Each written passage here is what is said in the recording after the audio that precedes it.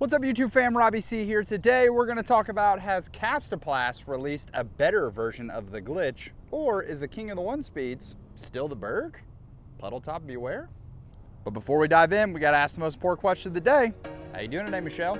You having a good one? So catch me if I fall.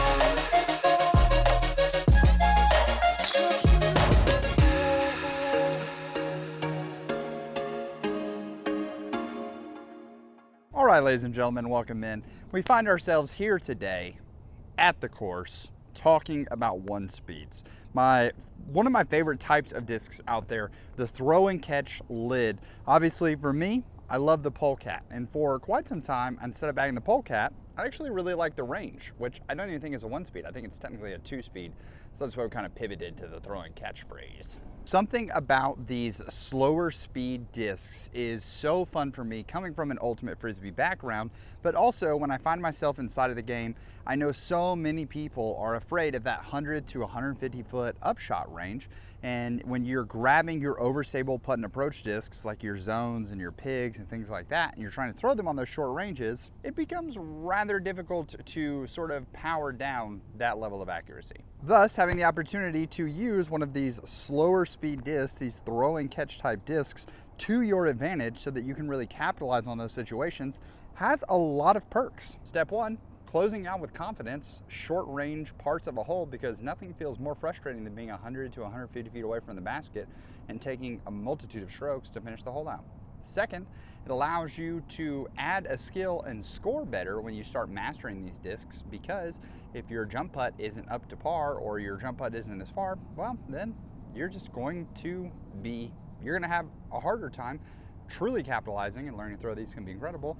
And third, last but definitely not least, they're just really fun to throw, and they allow you to play a game outside of disc golf that makes you better at disc golf. Now, I love this category, and each of the discs I'm holding basically has found a spot in its bag, in my bag at some time.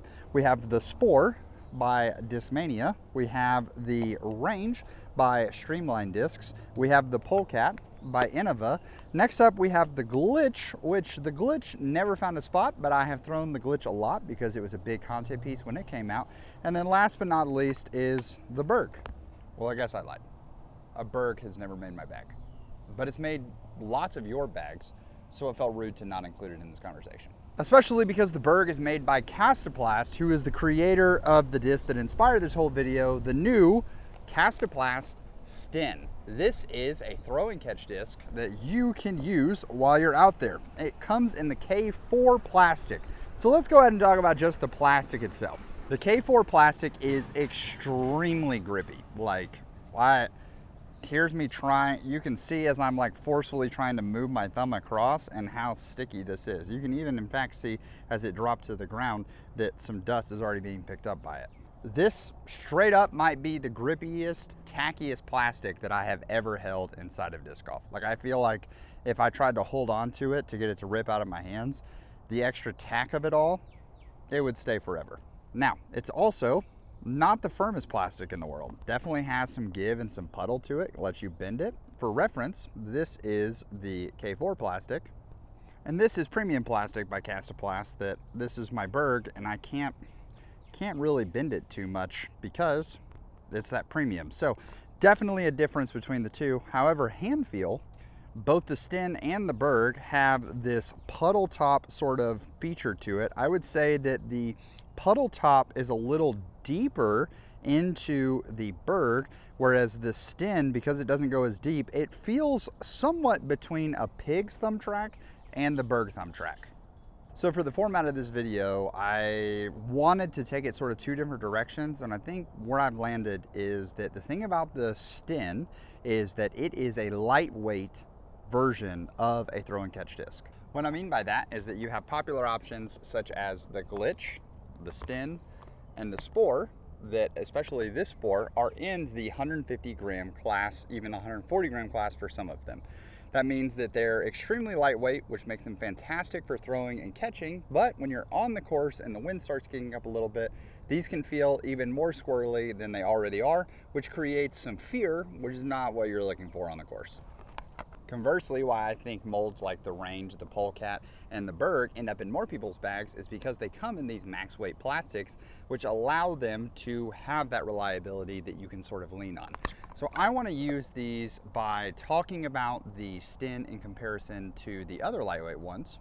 And then we'll close out the video by comparing the Sten to the max weight versions that are out there. And we'll talk about why I think a disc like this could and should make your bag as we go throughout the video. But we've talked enough about it. Let's see some discs fly, shall we? So traditionally these discs fly on the neutral to understable side, which means you want to put them on some hyzer and watch them stand up, but they're also one speeds. So I think a lot of the reason people struggle to throw these is that they overthrow them. And no, I'm not talking about the beautiful person that is Josh White or Mikey and Dakota. I'm talking about like you're just trying to put too much juice on them and you're not letting the disc breathe. So we're going to start with some ones that we know. We're going to go with the Glitch into the Spore, and then we're going to finish with the Sten. Let's see what we can do. It's 220 feet, dead straight.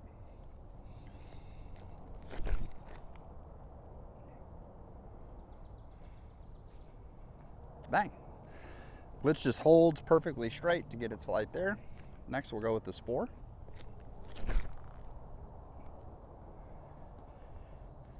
And that one, we got a nice kick, but I even left it inside a little bit. Now, the Sten for its initial flights.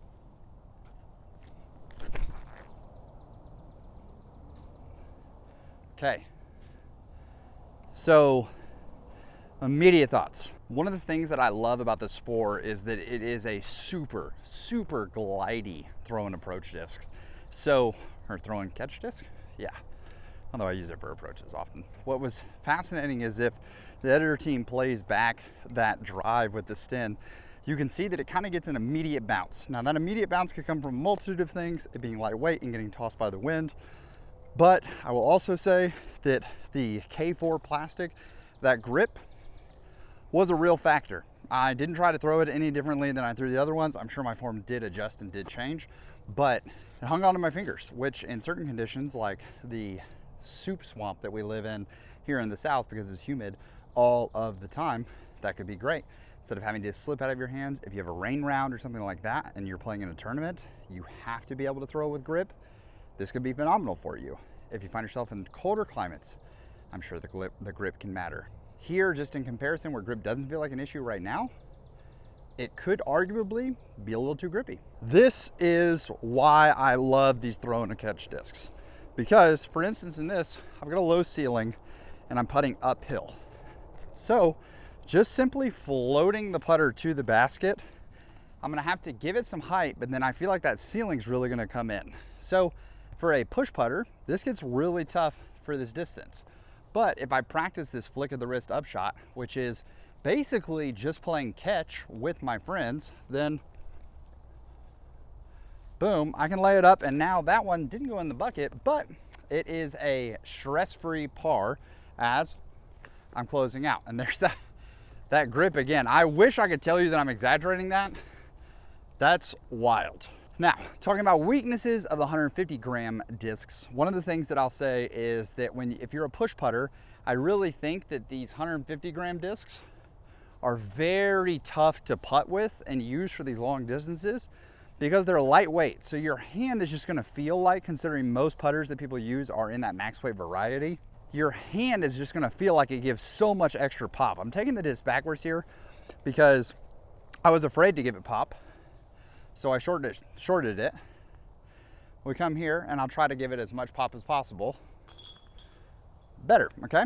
Yeah, but you can feel my nervousness in trying to drive that putt. So I think that the lack of max weightness is tough. So let me go ahead and add that if you are someone who's nervous about throwing discs like this because they're too lightweight or they feel a little too unpredictable for you, I want to go ahead and tell you you're not alone in this. I've talked to 2 players specifically about this type of disc, and both of them are phenomenal players. They are way better than I'll ever be at this game, and just, I mean, truly like high competitive level winning players. And funny enough, they're actually friends with one another because those 2 people are Simon Lizotte and Avery Jenkins. Simon, you know him, you love him.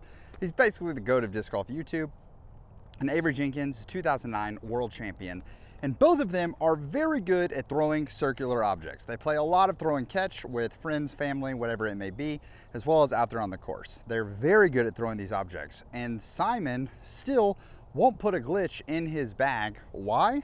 Because that lightweightness really messes with him and he doesn't feel like he can trust it during the round. In fact, I was talking with Avery Jenkins at the Discmania Challenge and we were talking about the Spore and I was like, oh, do you love the Spore? He said, yeah, I love it for throw and catch type stuff. And I asked him, as an OG, would it ever have a chance of like making your bag because you love the Frisbee toss type element?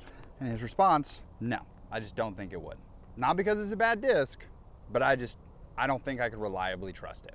And I want to say, I think that's fair. I think it takes a lot of time and practice, not that they aren't willing to do that, but their time and practice is being spent in other aspects of the game.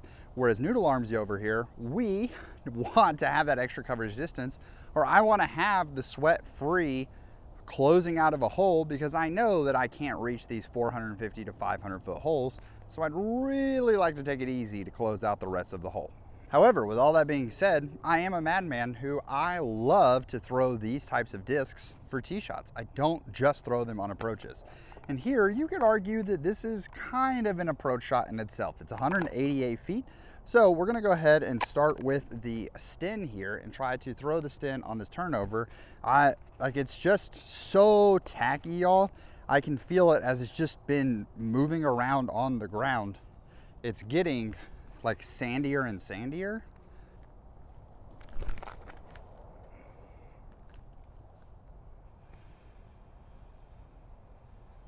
But it's under the bucket, so we take that. I like that you could throw it nose up a little bit and it had that initial turn, but it's so glidey and so parachutey that it just kind of flops right there. Phenomenal. We're gonna go with the Spore next. Now the Spore, I was afraid. Once again, the fear of these lightweight discs, knowing like, okay, if I really am over on them, they don't stand a chance of flighting back. So I went soft. The glitch, you could see sort of all three extremes. The Sten, I threw kind of exactly where we wanted, a nice little bit of anhyzer, but nose up enough that it floats out. The Spore, I didn't commit to. And then the glitch, I overcommitted. Now what's beautiful about these lighter weight discs is that lightweight ability, obviously if we have like a super lightweight, very overstable disc, it's still gonna fly overstable. But these throw and catch type lids, if you're a player that doesn't have a forehand and you find yourself needing that sort of pitch out, go for right-handed players left to right, this can be a great disc for you because like that glitch just showed, if you have this type of disc in your bag, all you gotta do is start it in that direction with a committed shot and it's going to turn the entire way, which is going to give you the flight you're looking for. Obviously, if you're timid with it, like I was on the Spore shot, it's still gonna fly out because it's still a Frisbee and you threw it on a backhand, so it's wanting to spin a certain way. But I really love what this shot can introduce you to. So for me, if I was trying to add this slot to my bag, I would start with one of these lightweight options because it just lets you start having fun with it. Maybe you aren't throwing them as part of the scoring round, but you're like, hey, I'm 120 feet out. I'm gonna go ahead and do a jump putt or whatever it is to try to lay it up, and then I'm gonna pull this out and I'm just gonna throw a quick second shot and to see if I can float it into the basket.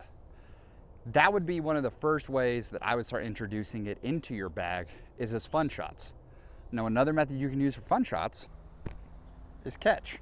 I love using disc golf discs to play catch. For instance, this weekend, I'm heading over to Georgia for my niece's birthday party. There's gonna be a bunch of people hanging out around my mom and dad's pool. And what I'm gonna do is, I'm honestly probably gonna bring the Sten or the Spore and one of these throw and catch type discs so that we can toss it around the pool. Having the big, hard throw and catch Ultra Star type disc is painful. However, these nice throw and catch type discs are really soft, so when they hit your hand, they don't feel like they break your hand, and they feel much closer to disc golf discs, which are what I throw way more often than I end up throwing Ultimate Frisbee lids and those Disc Wrap Ultra Stars. What better way to start getting acquainted with the disc than by just simply tossing it, so that when you find yourself out on the course, you can just picture your friend or your brother or whoever running down the way, and you're just simply out here trying to hit them mid-stride with your toss. Now here, I want to make the pivot to start comparing them to max weight type lids, because as you start getting familiar and acquainted with them, I think you're going to like that, and you're going to like the ability to throw and float it in, but you're going to start seeing some wind pick up, and you're going to start wishing that I could put a little more power on it, such as even that shot right there, I didn't feel like I full committed to because I felt a little wind coming off. I'd been grip locking that thing quite a bit, and there's OB over to the right. However, if I grab something like the range, I can sit here and I know that I can throw my range full power and watch as it carries all the way down by the basket. I can do the same thing with the polecat that's back in the bag.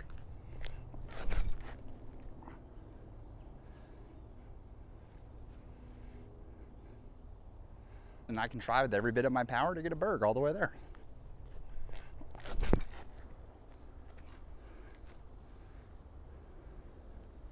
So why move on to the heavyweight discs?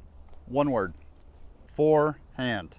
Recently over on Trevor's channel, he did a challenge where he played New London with just a polecat. And I did the same challenge while I was up in Lynchburg, and that video dropped a couple weeks ago for you guys to check out. And I ended up squeaking it out by 1 stroke. I think Trevor is a better thrower than me of the Frisbee, for sure. But I think that one of the reasons that I was able to sort of maintain composure and sort of keep it competitive is simply I forehand polecats. When someone asked me how I did, I said, I wonder how many overall forehands Trevor ended up throwing with the polecat throughout the challenge. Because if you watch my video, I ended up throwing quite a few forehands with the polecat, and it just allows you some scramble opportunities, and it allows you the chance to save strokes that you may not get if you don't forehand these type of discs. And I'll go ahead and tell you, grabbing the Sten or these lightweight type Frisbee lids, it gets super touchy trying to forehand them with accuracy. That's OB. However, if we grab something that's a little more max weight, that's not OB. Lucky, but it's not OB. The range, well, that is OB. But then we can highlight, really setting it up for the camera for you guys with the berg, because the berg allows me to throw a shot, and I think the berg is one of the best at this shot, and it's why, if anyone ever tells me this is why they bag the berg is this shot, I'm like, hey, I get it. And it's that Anheuser forehand that slowly pans out. The ability of the berg to be able to put some power into the shot and pull it over into that flight, unmatched. I truly believe it is the best in its class at doing that shot. If I go to pick up these OB Frisbees and just try to throw this exact same shot back at you guys, knowing that left of the camera or right of the camera for you guys is OB, and I'm just trying to float these discs in, it becomes way easier because of the power. Boom, that one's in bounce. You could see how much Anheuser that berg is coming in on, doesn't matter. Polecat turned it too much, because the polecat doesn't have the same resistance that the berg and the range does. And I think that the Sten, yeah, the Sten definitely doesn't have that, because it doesn't have that max weight capability to really lean into the forehands. So if I'm putting a disc in your bag and telling you there's a slot you should use, I want to put the disc in your bag that has a little more versatility that you can throw both ways. And some of you may be saying, well, Mr. YouTube man, I don't have much of a forehand anyways. Well, this is the beautiful part about using the 1-speed, is that you know you're going to be able to get the disc up to speed on your forehand with a 1-speed, because it is quite literally the slowest possible disc out there. So it requires the least amount of speed to get up to spin. Now I'll go ahead and address the thumbnail. Do I think that Kastaplast made a better berg? Do I think that they made a better glitch? I don't think that it's better, but I definitely think that it has a much more unique hand feel than the glitch does. That grippier K4 plastic could be exactly what some of you are looking for, and I truly don't know that I felt other plastic like it on the market. So I think it's worth checking out for the plastic alone. I do believe something like the Kastaplast Sten is perfect for introducing a lightweight option to your bag so that you can really lean into it. I got back from Lynchburg, hadn't played with friends since I was back from Lynchburg, and I had played that polecat only round, and I really felt like, hey, this is awesome. I like having the polecat back in the bag. And so it went back in, and that was one of the first things that got remarked is when I went to throw a polecat for an upshot, my friend was like, oh snap, polecat's back? And the thing that I missed it for the most was those long looks at putts, but it's been so fun with confidence to start throwing it back again on tee shots, just simply because of what it can do. And I think that you could find your polecat, you could find your lightweight option with something like the Sten. Here, turned it over because we're throwing into a headwind uphill, but hey, it got there. Let's try with the polecat.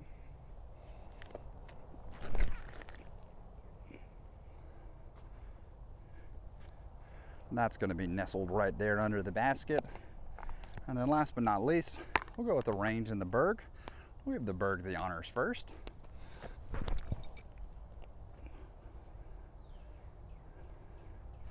Berg might be parked. Really give it that pop. It's just such a fun disc.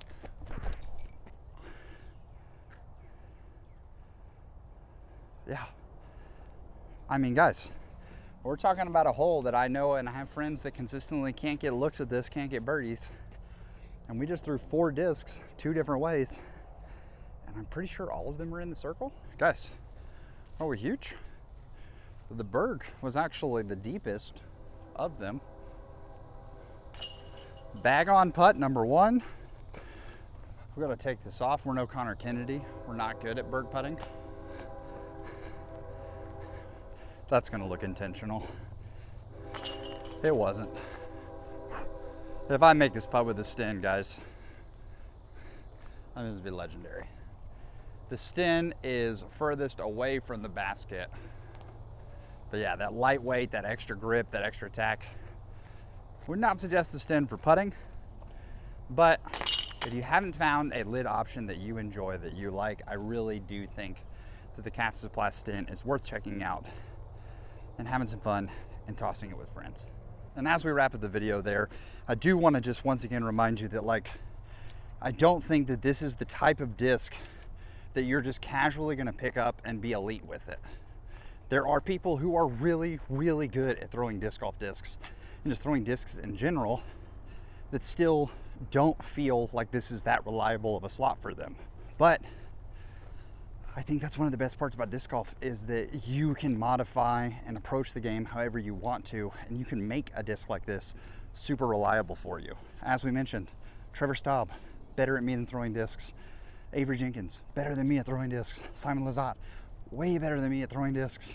And yet there is a confidence that I feel when I walk up and have a polecat in my hand or have this lid type disc in my hand, because I put in the time and the practice to try to learn this, and it just creates some fun throwing opportunities that brings a level of joy to the game that you can find elsewhere.